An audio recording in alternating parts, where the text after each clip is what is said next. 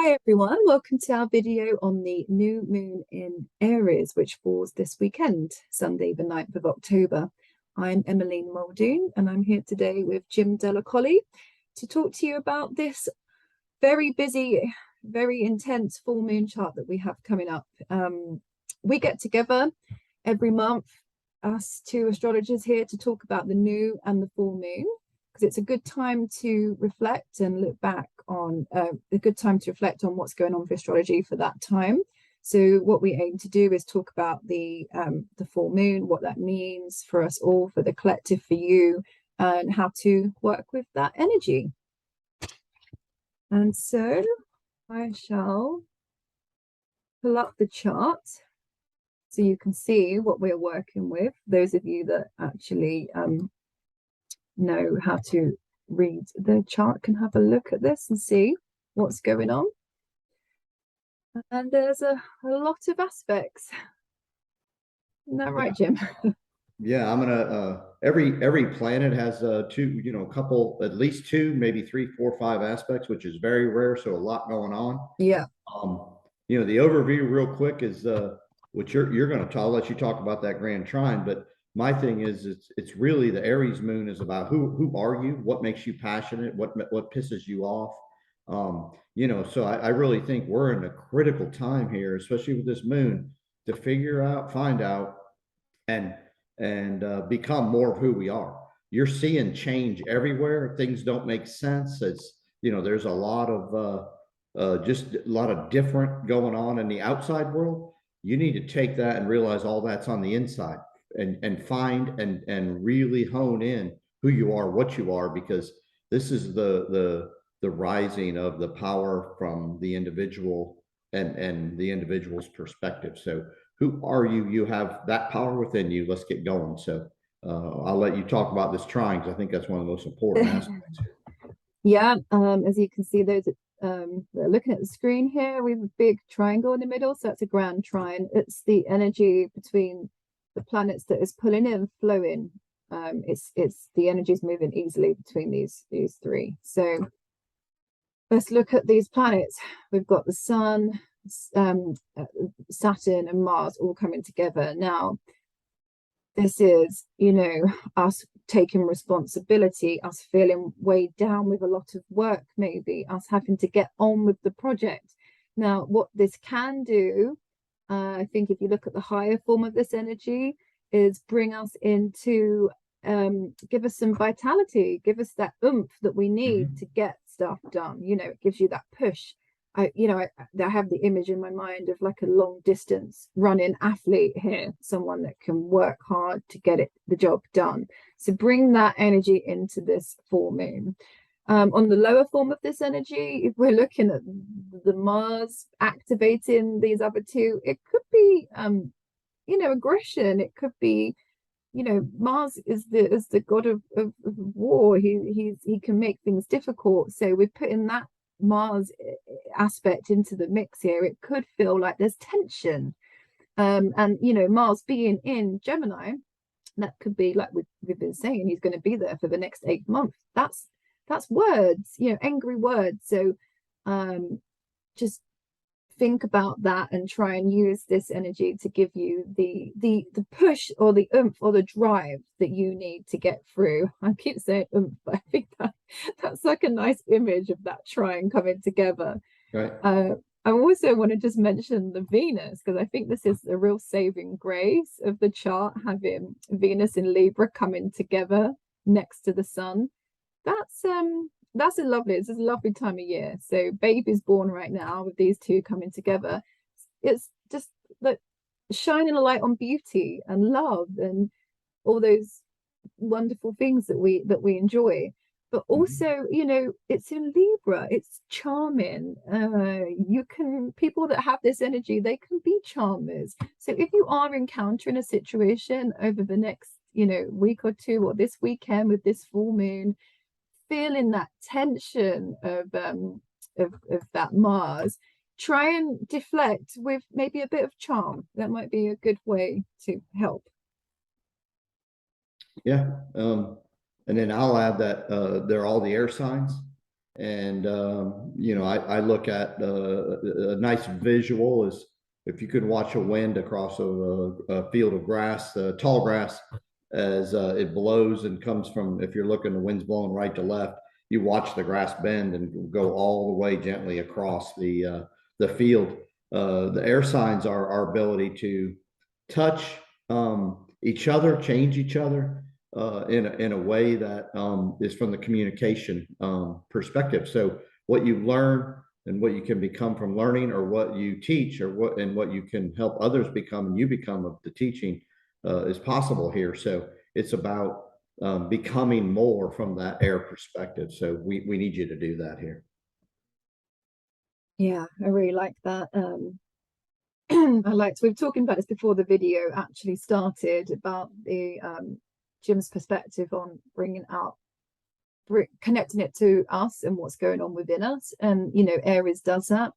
I thought that was a really good observation that you made there, Jim. But, you know, it's bringing in, Aries is for self, it's for leader, it's putting you out there. If you have a lot of Aries in your chart, that is what you can do well, or what you should be doing. So, you know, there's a real talent behind that. And with this Aries full moon, it's asking us, you know, the moon is in Aries. What do you feel that you need? Yes. You feel that you need to do to put yourself forwards as a leader? What instinctively do you know that you need? You know, it's bringing in that connection to the energy. And then, you know, must go to the other side too as we talk, and maybe, hey, what pisses you off and why does it piss you off? And, Yeah. you know, we can look at that perspective too, as, you know, that needs to be handled and dealt with as well. So figure that out, find deeper who you are on that passionate side, and then that upset side. So there's nothing wrong with that. That's what needs to be done here. So Yeah, really good. Yes, so a lot of aspects. And what, just to add in a bit of intensity, because I always think of intensity when I think of Pluto. yeah. Pluto is like, as like you said earlier, Jim, it's getting to the end of Capricorn. We were talking about that before the video, but you know, it's really pulling out what we've been working on since 2008 when it went in. Those changes, what needs to break down, needs to go to make way for the new. It's very much about regeneration, Pluto. So we're looking at that energy now. Pluto, you might be able to see on this chart, there's a little S next to him. This is really important because he is stationing to go direct. Pluto has been retrograde. I think he went into his shadow in January. It's been a long time. So this is the day where he's moving forwards again. And, well, not that he technically was moving backwards, but it's just how it appears when you look at the planets from the Earth. But, you know, with that energy of Pluto going direct, the stationing of an energy of a planet makes that planet magnified. It makes the symbolism of that planet magnified for the day. And when does it happen to do it?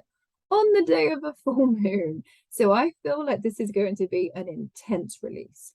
You're going to know, when you think about like what you were saying, Jim, of what's inside and what you need and what needs to go, it's almost going to feel like this intensity of like a bomb going off. Like, okay, it's there, and I can see it and I can feel it, and it needs to go. Almost, you know, it's when a place it's stationing, it's just so strong, it's like pushing down. So if you have a birth chart with someone who's born with a stationing planet, that planet's always big for them.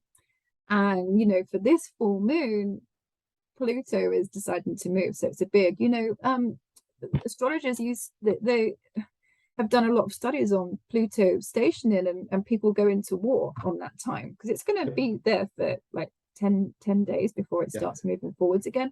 That's the time when people, you know, things can, earth events on that, in that big form, can take place. So you can see sort of how the energy is. It's intense. So it's adding in to this mix of this release that we're having with the full moon. So you might feel an intensity behind the feelings of what you need to let go. It might feel like this is all too much and I just can't carry on anymore with what I need to do.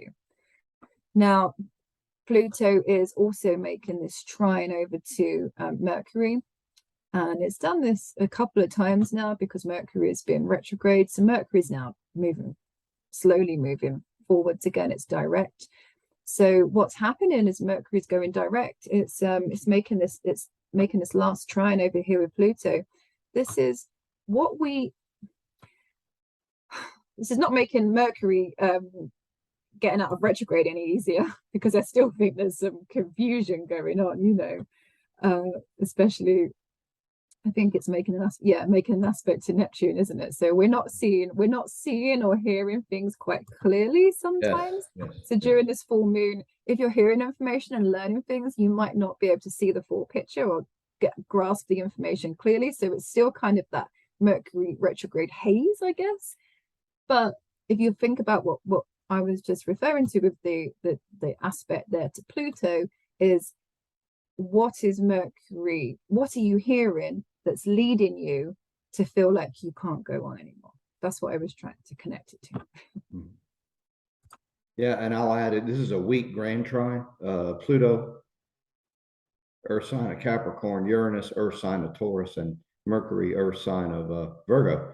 So it's weak. It's not really like real close or tight. But the reality is here. That's why all this in the environment, because the earth signs are the physical world, and so that's why you're noticing and seeing all this change, right? This change is going to take us to the better. Pluto, if it's not in line with nature, Pluto's got simple rules. If it's not in line with nature, it will get destroyed. Maybe not in your timing, because Pluto likes to be slow and methodical. But anything that's not in line with nature is being destroyed right now, and that's what you got to pay attention to. And that's all the Earth applicable arenas. So know that you're able to find the truth with Uranus and communicate it with Mercury here. So I love this trine, even though it's weak, and I love the potential. But remember, not in line with nature, going to be destroyed. Pluto will destroy it. So prepare yourself. Yeah, Pluto can feel a difficult energy.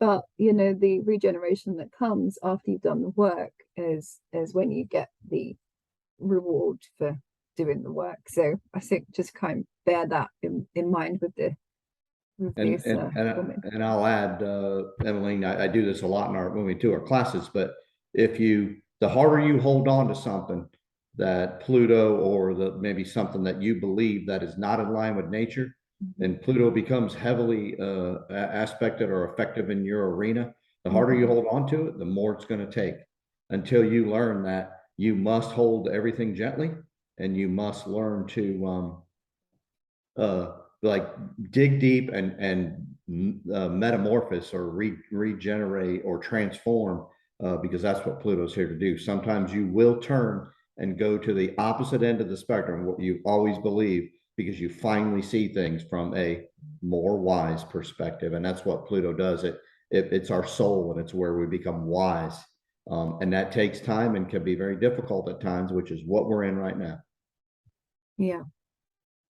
Yes, it's an intense time, and you know, we're building up to the eclipses.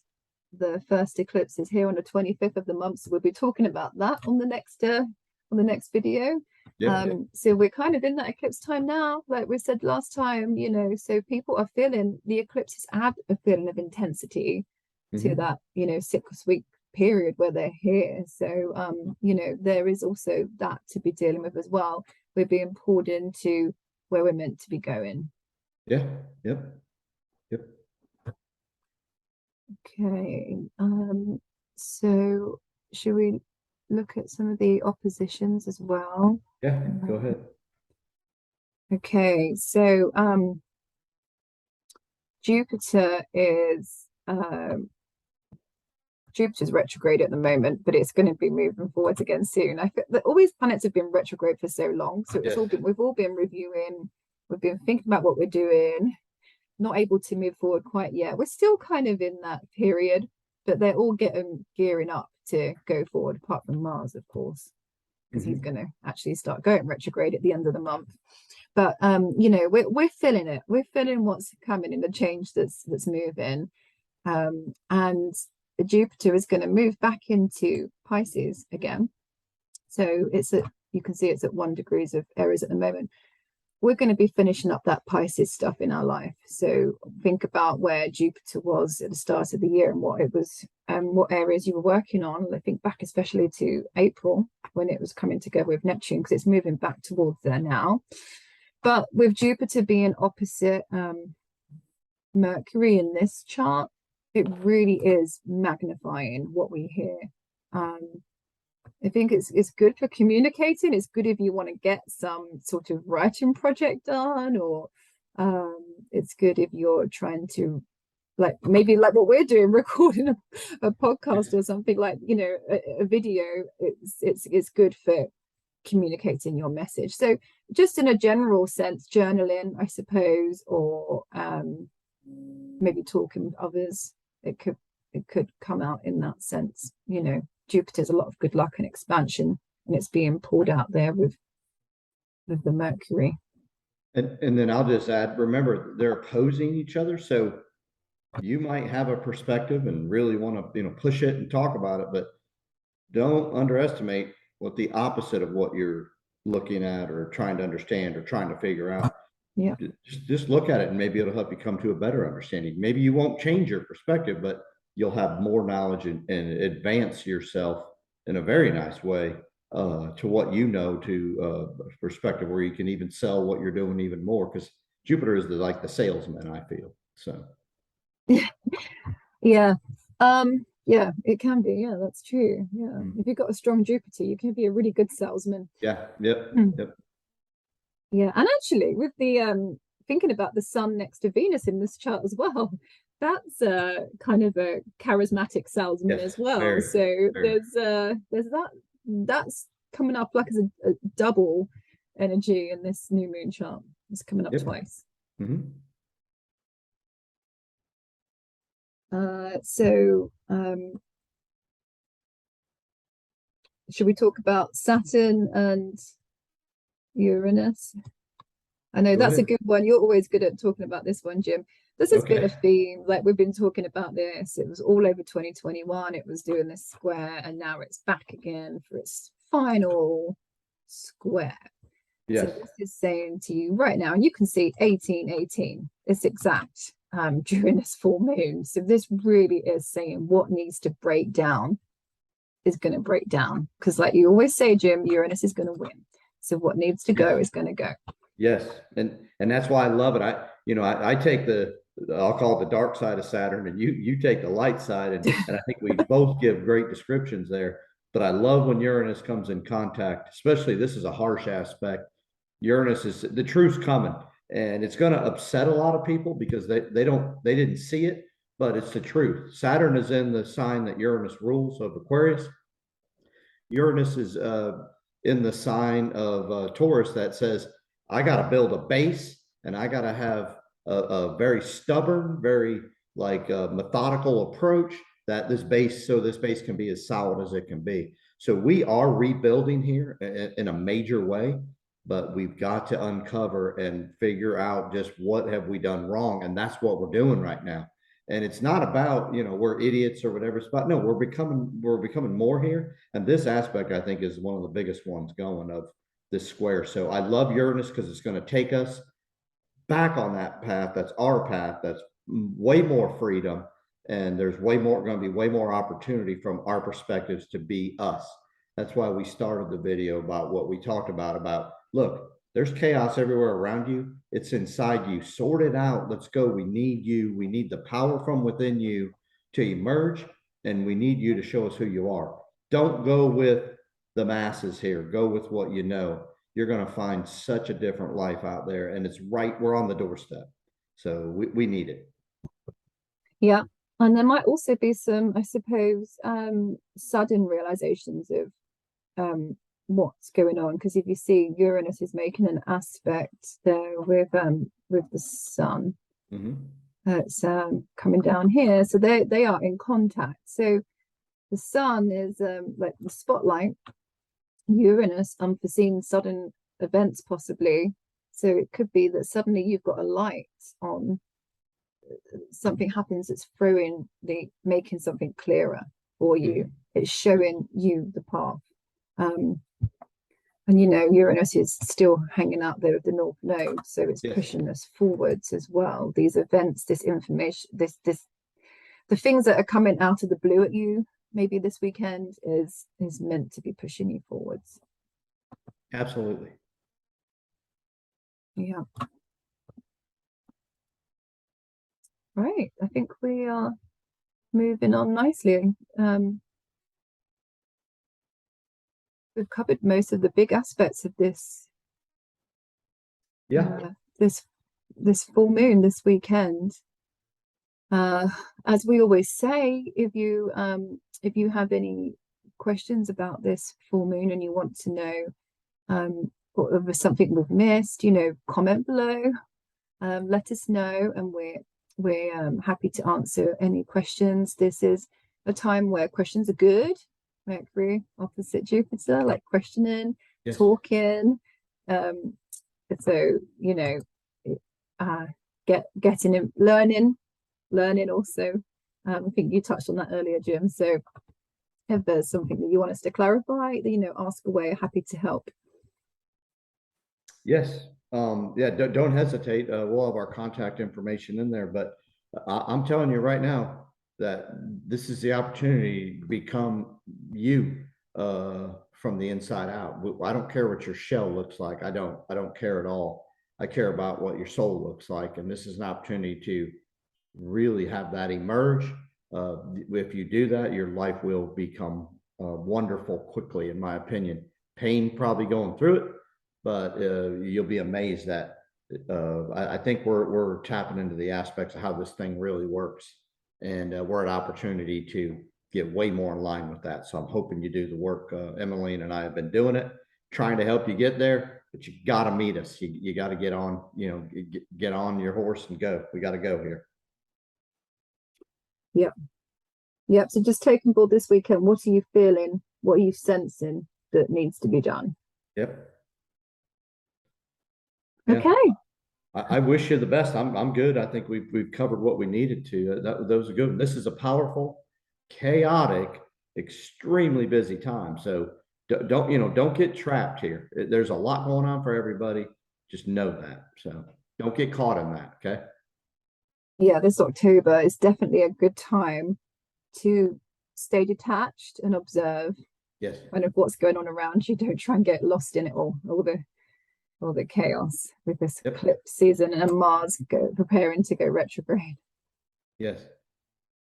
Okay, well, thanks everyone for tuning in and listening with us again, and we will catch you again on the next new moon. Yes, and that'll be eclipse. So yes, the new moon eclipse, exactly. Yeah. Yep. So that'll be good. Taurus. Yeah. All right. All right. Take care, everyone. Bye-bye. Thanks again, Jim. Thank you. Enjoyed it.